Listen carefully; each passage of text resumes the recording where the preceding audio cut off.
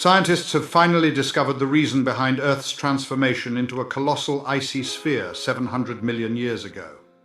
The onset of a global ice age lasting 57 million years was initiated by historically low levels of volcanic carbon emissions. Greetings everyone. Today's video focuses on an intriguing subject, an ice age that took place 700 million years ago, lasting 57 million years.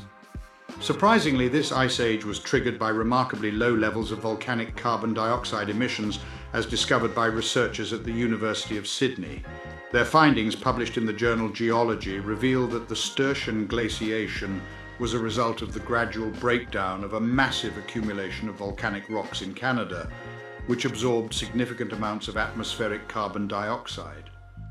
Moreover, this study highlights the remarkable sensitivity of global climate to changes in atmospheric carbon concentration. These findings also raise important questions about the future of our planet, considering the current trend of decreasing volcanic CO2 emissions. Without further delay, let's dive into our discussion. By examining the Earth's built-in thermostat, a recent publication in Geology has contributed to our comprehension of its operational mechanisms, ensuring that the planet does not become trapped in a state of excessive heat. Additionally, the study highlights the remarkable susceptibility of the global climate to changes in atmospheric carbon levels.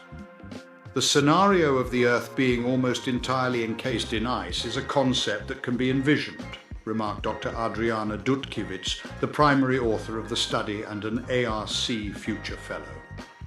This precise event occurred approximately 700 million years ago, resulting in a planet engulfed in ice from the poles to the equator, leading to a drastic drop in temperatures. Nevertheless, the cause behind this phenomenon has remained a subject of inquiry. After extensive research, we believe we have successfully unraveled the enigma of remarkably low emissions of volcanic carbon dioxide throughout history, facilitated by the gradual weathering of a vast collection of volcanic rocks in what is presently known as Canada, a natural process that effectively sequesters atmospheric carbon dioxide. The inspiration for the project stemmed from the awe-inspiring remnants of ancient glaciation found in the Flinders Ranges of South Australia, where the spectacular display of glacial debris can be observed.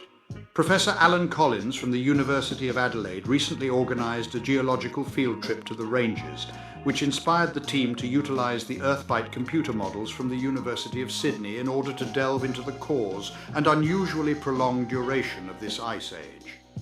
From 717 to 660 million years ago, there was an extended ice age known as the Sturtian glaciation, named after Charles Sturt, a European explorer of Central Australia in the 19th century.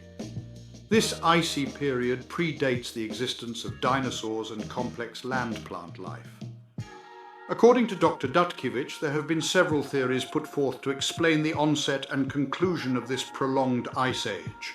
But the most enigmatic aspect remains the staggering duration of 57 million years, a time frame that is difficult for us as humans to comprehend. After the disintegration of the ancient supercontinent Rhodina, the team revisited a plate tectonic model that illustrates the progression of continents and ocean basins. They integrated this model with a computerized system that calculates the release of CO2 from submerged volcanoes located along mid-ocean ridges, which are the areas where tectonic plates separate and fresh oceanic crust is formed. It didn't take long for them to discover that the onset of the Sturtian Ice Age aligns perfectly with a record-breaking decline in volcanic CO2 emissions.